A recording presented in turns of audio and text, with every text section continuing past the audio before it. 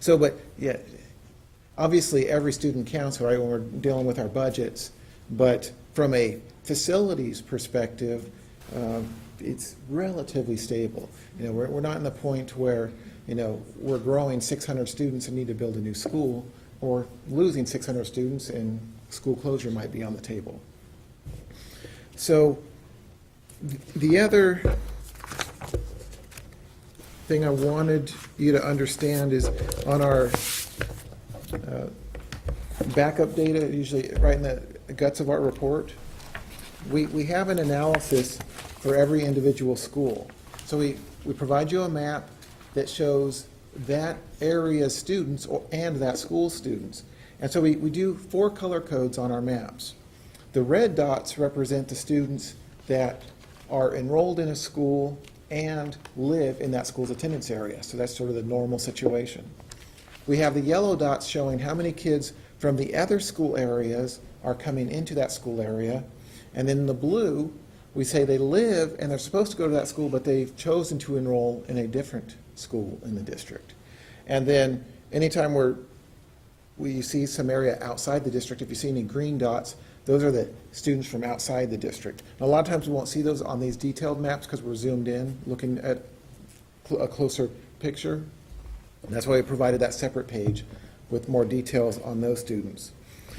And then the graph below that just it identifies by school, you know, where are these kids coming from and going to that may be coming into the school or leaving the school. And then on the page following each school's map, we do show on our capacity and projected enrollment, again, 4 years of history here because that information came from the student we downloaded into the computer system. So not only do we know the last 4 years enrollment, which is based in October every year, we used to refer to it as CBEDS date. We also, the blue line shows how many students live in that boundary. And so when you compare where the blue boundary line is compared to the red enrollment line, we can see if we are having a net inflow of students into a particular school area or a net outflow. So it's, again, another way of looking at similar information from the map. And then the great thing about this chart is we're showing what the capacity is. So a school enrollment, whether it's having an increase or a decrease, the real impact of that is when we compare it to our capacity. If a school is growing 25 students, you know, do we need another classroom? Only by comparing our enrollment to our capacity are we really able to tell if we have situations where our schools are becoming impacted. So that's why we chart that. Now, we did have to make assumptions to generate our school capacities. What we did for this report is we loaded the primary grades from transitional kindergarten all the way up to 3rd grade. We loaded those classes at 24 students each. Then for grades 4 through 6, we assumed we would put 32 students in a classroom. And for grades 7 and 8, we loaded at 31 students. And again, I use those numbers based on information I gathered from the district and also from what we like to view as a good guideline for facility planning. It may not exactly match what your maximum loads are per teacher's contracts, but it does coincide with what we think an appropriate utilization of a school facility is, because kids don't always come in nice groups of 30s or 25s or 20s. And so it just gives us a little bit of playroom so that if we talk about what a school capacity is, we're hoping we can reach that amount without having to have 100% efficiency. So the result of our analysis, we like to show in a format that we call our utilization map. And so we do both a chart here that summarizes our enrollments, our capacities, our classroom counts, and we use a color coding on our utilization. That's towards the end of the report. Page 42, I believe. 42.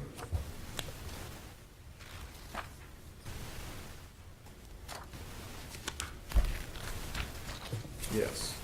So 42, we share the numbers. Anytime you see a blue color code on here, we're saying that school is on the underutilization side, so it's less than 70% full. Anytime it's in the yellow, it's in our, okay, we want to watch these schools. They're in the between 70 and 80% utilized. And anytime we see something in the red, that's saying, hey, it looks like we're over capacity. Now, obviously, when we're saying over capacity, we're loading more students than how many we've assumed we're going to put in each classroom. And obviously, that can be done in certain situations. So when we show that same information on the map on the following page for the current enrollment. So we compare our current enrollment to the capacities, again, assuming those loading standards. Our map, again, will show us, do we have overcrowding in a particular portion of the district compared to others? When we run across a situation where we have underutilized schools all in a group, or overutilized schools all in a group, that will tend to make us believe that perhaps a new school might be needed, or school closure is an option. When we have the reds and the blues or yellows right next to each other, perhaps boundary changes can be considered. So again, it just helps us visualize the information. One of the assumptions I made for the transitional kindergarten program, we knew that this past year, Brown and Kennedy were the sites that offered that program. That program is supposed to expand this year and again next year, based on the governor's implementation of the transitional kindergarten program. And this coming school year, it was going to be also offered at Edison and Wilson. And then the following year, I did again analysis based on the distribution of the students, and I assumed that we would then add that program to Washington and Westlake.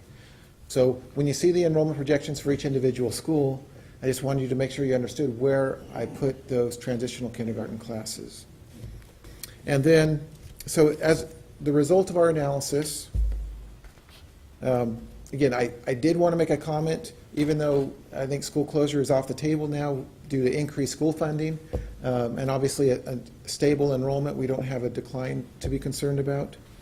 But if you ever have to come back to that issue in the future and the statistics and demographics have not changed significantly, the top two candidates I found were Brown and Wilson. A lot of the factors I used in that analysis included the utilization of the facilities, the location of the facilities and students.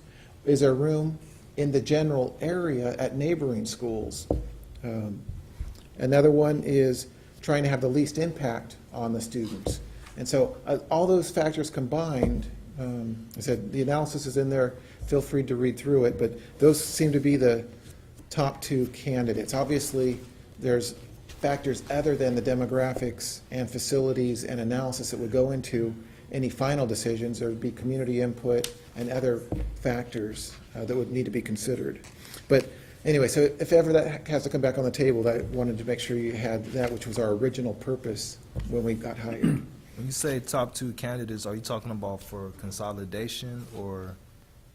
Yeah, for consolidation. All right. That was consolidation. So sort of halfway through this project, we realized that the economy was improving, and that probably was not something that really needed to be looked at. So we wanted to say, okay, what additional value can we bring to the table in our analysis? So some of the findings that we had were basically which schools in the district are overcrowded and impacted. And we obviously identified Brown, Garden Village, Anthony, and Tobias. So we saw 4 schools that, were at capacity or near their capacity. And then we said, okay, well, what schools are underutilized? And we identified Roosevelt, Webster, Kennedy, Franklin Middle, and Policita Middle. So we have some schools that are on the lower utilization factor. And then other options, when we looked at our attendance maps, so we're able to see how many students live in a boundary versus how many attend. And sometimes we have boundaries where if every student in that boundary wanted to go to a school, there may not be room. or the number so low that we need more students in a boundary. And so some boundary options we looked at, or schools that might benefit from a boundary adjustment, included Tobias, Garden Village, and Westlake. And again, some of those also had a large number of transfers, which is a key factor. So given the findings, we did want to make some recommendations, suggestions.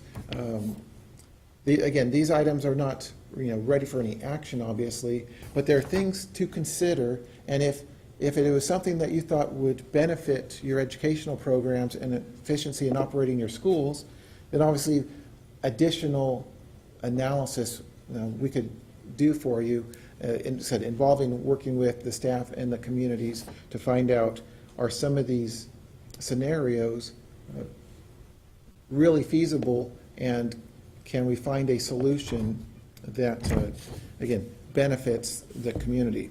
And so the recommendations I came up with were looking at converting Brown to a K-5 school. Right now, it operates a sixth grade program. If we move that sixth grade program to Franklin Middle School, that would help with the overcrowding there.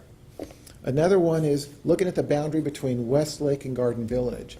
When you look at the map, it's rather detailed and complex. It's not just, it goes down Fifth Street or something like that. It's can be a little convoluted. So we're thinking if that can be reviewed and cleaned up, there would be fewer transfers in and out between those two sites. Another one was, again, the underutilization at Roosevelt. It's not real easy to expand their boundary to increase their enrollment. So the options are either, to operate some special program there, or possibly consider a K-8 configuration. If we did a K-8 configuration, so I provided the numbers in the report that talked about, I think we'd have maybe up to, was it about 100 students added to that campus. And yeah, sometimes in a lot of our client areas, they do have a K-8 school in the district. It's just a different environment. I said it's not the same as a middle school, but it's just different. And some people might prefer a smaller environment compared to our typical middle school environments. So again, just an idea. And then the other is, does Tobias need a larger boundary? And that sounds a little awkward when you hear it, because that's an overcrowded school.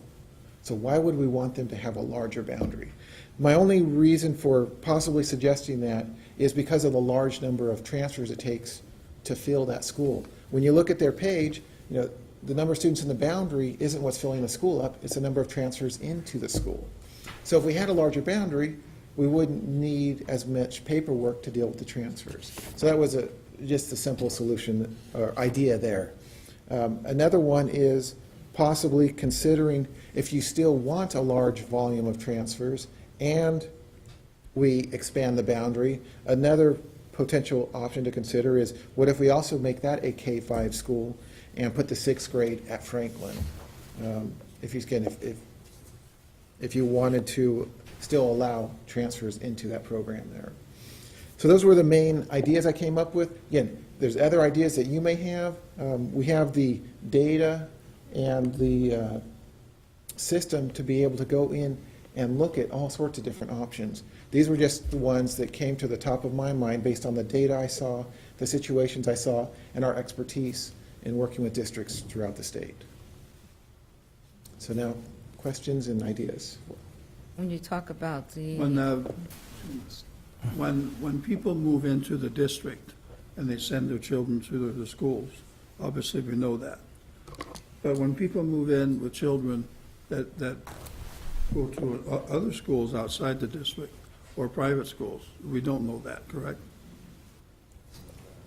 Well, we don't know all the specifics. If they apply for a transfer to go to another district and you approve it, usually. If they go to a parochial school. Right. If they go to parochial, yeah, we don't have exact numbers. That I provided some information based on the census, but yeah, we don't have a survey from going door to door and counting children, other than what's Basically, you have to available in do census. math, how many births how many people ask for transfers, how many, well, those would be the two, I guess, numbers. But I did If notice- someone's interested in Yeah, it. but compared to when children are born, 5 years later, that some of them might have moved out, others might have Yeah. moved in. That's true. Yeah, I was noticing that although Something- we enroll almost 75% of the children who live in our district who are school age, on that chart about the births and who enrolls 5 years later, it was only about 54%, Correct. so And- something happens between Well, birth and 5 years. The other problem is that those zip codes might include students outside of your district boundary too, because there's not a direct correlation Right. between your boundaries and the zip That's codes. true, yeah. That is true. They sure. You have any questions, or Oh, no, actually, I thought it was very clear. Ms. Briswell? No. I think it's fine on numbers, but unless you go door to door, unless you know how a child has to walk to school, it doesn't show it. And I think that's been the issue here. Sometimes you can't just move a boundary. Moving children. boundaries. So it's a difficult thing, but, I mean, these are all great facts and figures, but it doesn't really completely show us exactly what we need to do. It's a starting point. Well, I have a question that's based on what you're saying.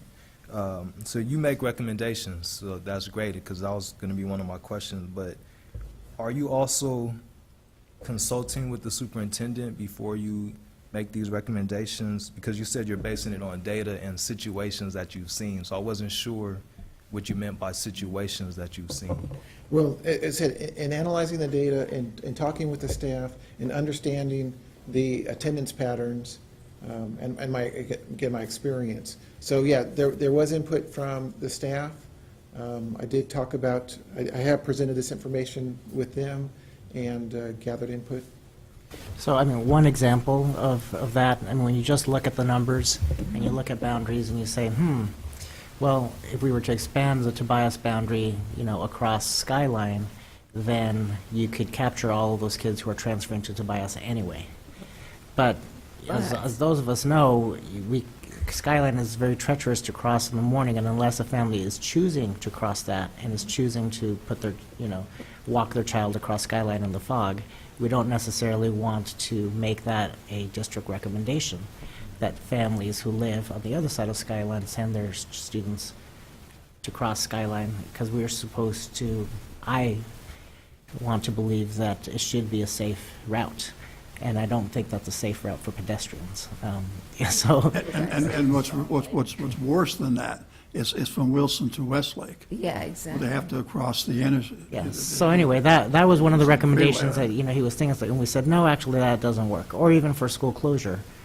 Numbers-wise, it makes sense to close a school like Roosevelt, which has such a low utilization rate. However, it is our only school on that west side of town, and for all of the families who live in that west of Skyline. So that, as a closure, might make sense numbers-wise, but it doesn't make sense practically. So there was some input in terms of that, in terms of how he constructed his recommendations.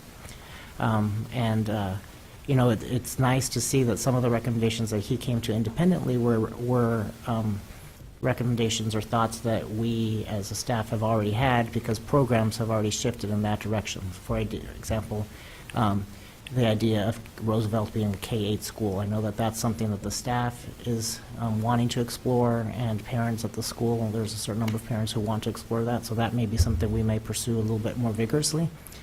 The other one is making the 6-8, moving schools to 6-8. That's something that programmatically has already started to happen, and many families have suggested it.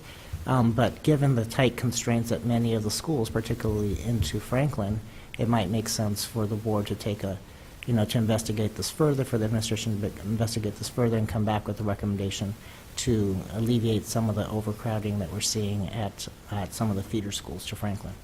So those are just some of the thoughts that, that came up, and it's nice to have the kind of data that we're seeing to support some of those thoughts. Just some background. Initially, this was, I guess commissioned is the right word. I don't know if it is. Sounds more like a piece of art, but this was requested last August and September when I came up with my goals, and one of the goals was, initiate an enrollment and capacity study for the district. Part of it was last August and September, we were not sure of the outcome of Proposition 30. In fact, it did not look very, very good. And so we were looking at a possibility of coming up with $2 million worth of cuts. And so that when he said, you know, we looked at it as a consolidation study, it was, well, that might have had to be some option that could probably save us $1 million right there.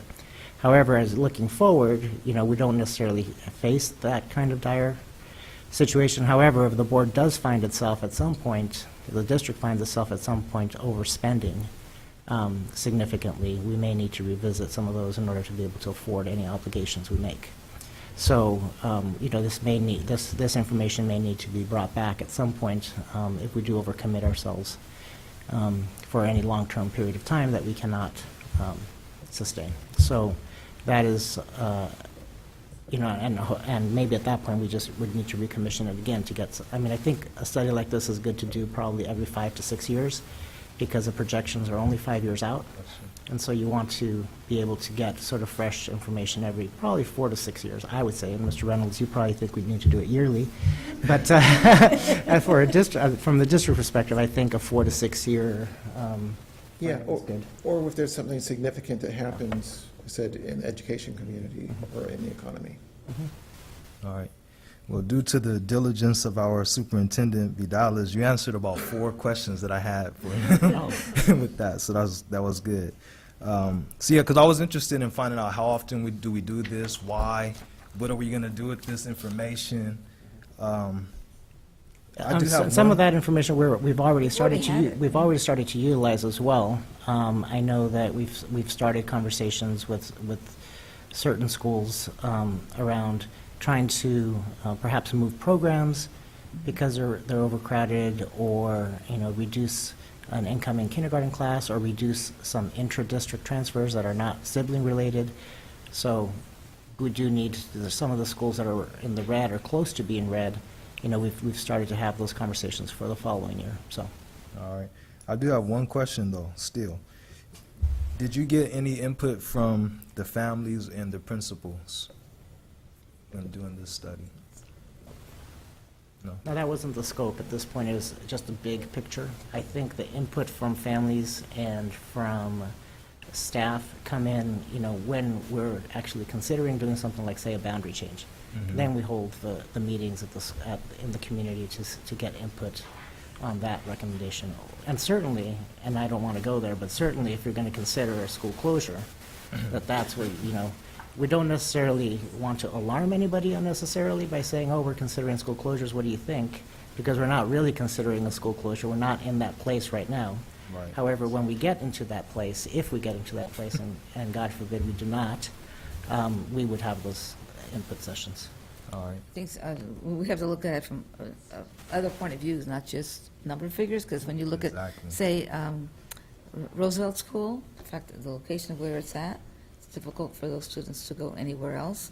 But also, we could lose all that population that we have, because there are 2 schools in Pacifica that are walking distance to that school. Right there. So parents would make that choice, let's go there. So I think it's more than just this. It's, when you're doing some of that closure, you really have to look at how do we retain the students that we have without losing them. And again, let me reiterate, school closure is not on the horizon, so. It It's starts not- like this. Would you like me to repeat that for you? It's not on the horizon, you know, however, it could quickly become on the horizon with any shift in the state economy or any overcommitments we choose to make. All right. I have no more questions, so thanks for your presentation. Yes, thank you very much. Thank you. Thank you.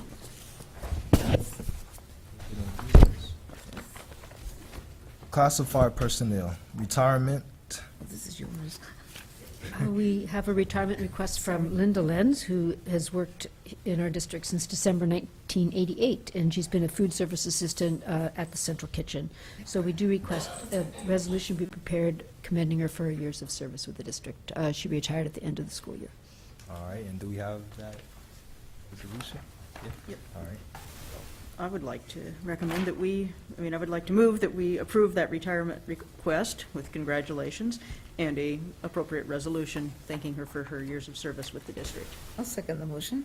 All those in favor? Aye.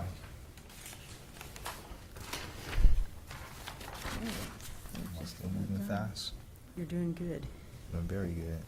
Comments from any board member? Hope you already commented. No? I got nothing further to say. Ms. Briswell? No, I just want to thank our audience tonight for coming. Yes. There we go. very Yeah. much. Good that you get to come and hear what's going on. Persons wishing to address the board? There's no speaker cards. Did you say address or adjust? Address. That's the board. Well, if you're willing to adjust my back here a little. All right. So I'd like to convene to close session in memory of Alvin L. Schwartzbach, who passed. He was a well-respected, admired, and active member of the Daly City community, serving as president of the Jefferson Elementary School Board, participating on several local bond committees along with other civic duties. He was the recipient of the Silver Beaver Award, the Boy Scouts of America's highest honor, participated in various fundraising efforts for the Girl Scouts of America, and was a generous contributor to numerous Jewish organizations and charities. So we'll convene and have a moment of silence.